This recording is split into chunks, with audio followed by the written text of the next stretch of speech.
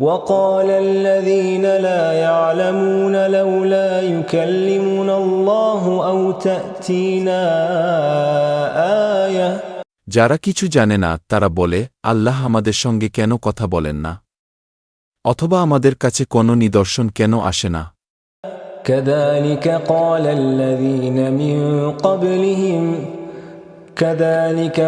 الذين من قبلهم مثل قولهم এমনি ভাবে তাদের পূর্বে যারা ছিল তারাও তাদেরই অনুরূপ কথা বলেছে تشابهت قلوبهم তাদের অন্তর একই রকম قد بينا الآيات لقوم يوقنون নিশ্চয় আমি উজ্জ্বল নিদর্শনসমূহ বর্ণনা করেছি তাদের জন্য যারা প্রত্যয়শীল إنا أرسلناك بالحق بشيرا ونذيرا ولا تسأل عن أصحاب الجحيم নিশ্চয় আমি আপনাকে সত্য ধর্মসহ সুসংবাদদাতা ও ভীতি প্রদর্শনকারী রূপে পাঠিয়েছি আপনি দোজখবাসীদের সম্পর্কে জিজ্ঞাসিত হবেন না ولن ترضى عنك اليهود ولا النصارى حتى تتبع ملتهم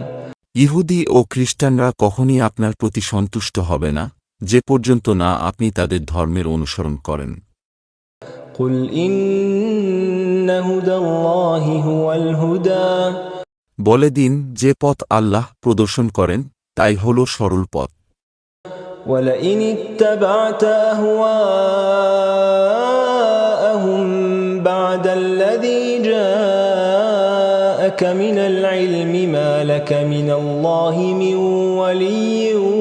ولا نصير যদি আপনি তাদের আকাঙ্ক্ষাসমূহের অনুসরণ করেন ওই জ্ঞান লাভের পর যা আপনার কাছে পৌঁছেছে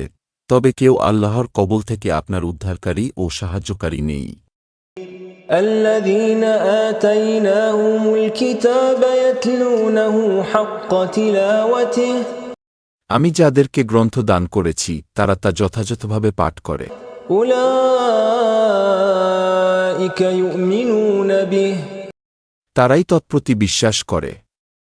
ومن يكفر به فأولئك هم الخاسرون আর যারা তা অবিশ্বাস করে তারাই হবে ক্ষতিগ্রস্ত يا بني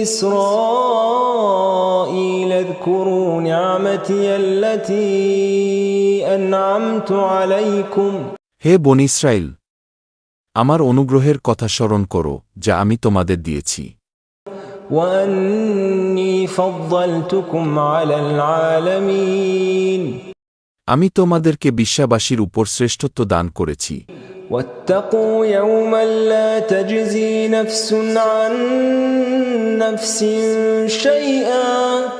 واتقوا يوما لا تجزي نفس عن نفس شيئا ولا يقبل منها عدل ولا تنفعها شفاعة ولا هم ينصرون তোমরা ভয় করো সেদিনকে যেদিন এক ব্যক্তি থেকে অন্য ব্যক্তি বিন্দুমাত্র উপকৃত হবে না কারো কাছ থেকে বিনিময় গৃহীত হবে না কার ও সুপারিশ ফলপ্রদ হবে না এবং তারা সাহায্যপ্রাপ্তও হবে না وَإِذِ ابْتَلَى إِبْرَاهِيمَ رَبُّهُ بِكَلِمَاتٍ فَأَتَمَّهُنَّ যখন ইব্রাহিমকে তার পালনকর্তা কয়েকটি বিষয়ে পরীক্ষা করলেন অতঃপর তিনি তা পূর্ণ করে দিলেন قَالَ إِنِّي جَاعِلُكَ لِلنَّاسِ إِمَامًا তখন পালনকর্তা বললেন আমি তোমাকে মানবজাতির নেতা করব قَالَ وَمِن ذُرِّيَّتِي قَالَ لَا يَنَالُ عَهْدِي الظَّالِمِينَ তিনি বললেন আমার বংশধর থেকেও আমার অঙ্গীকার অত্যাচারীদের পর্যন্ত পৌঁছাবে না وَإِذْ جَعَلْنَا الْبَيْتَ مَثَابَةً لِلنَّاسِ وَأَمْنًا وَاتَّخِذُوا مِن مَّقَامِ إِبْرَاهِيمَ مُصَلًّى যখন আমি কাবা গৃহকে মানুষের জন্য সম্মিলন স্থল ও শান্তির আলয় করলাম আর তোমরা ইব্রাহিমের দাঁড়ানোর জায়গাকে নামাজের জায়গা বানাও وَعَهِدْنَا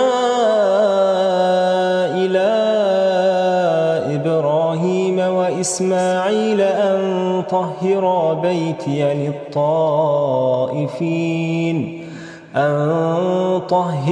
بيتي للطائفين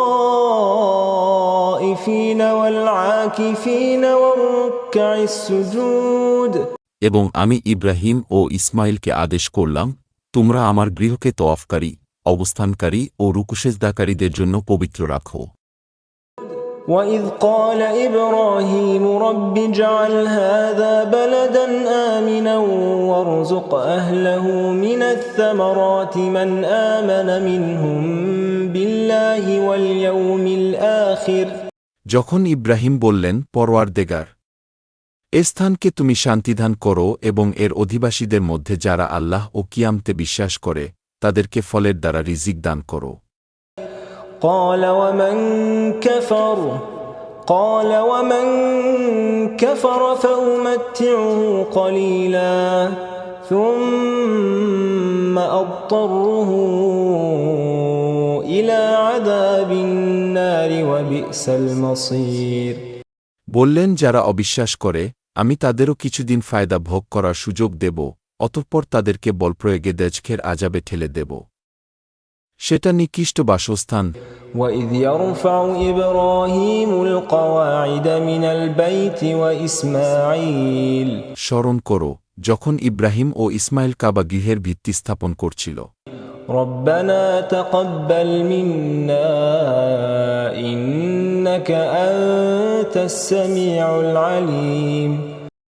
তারা দেয়া করেছিল, পরওয়ারদেগার, আমাদের থেকে কবুল করো, নিশ্চয়ই তুমি শ্রবণকারী, সর্বজ্ঞ।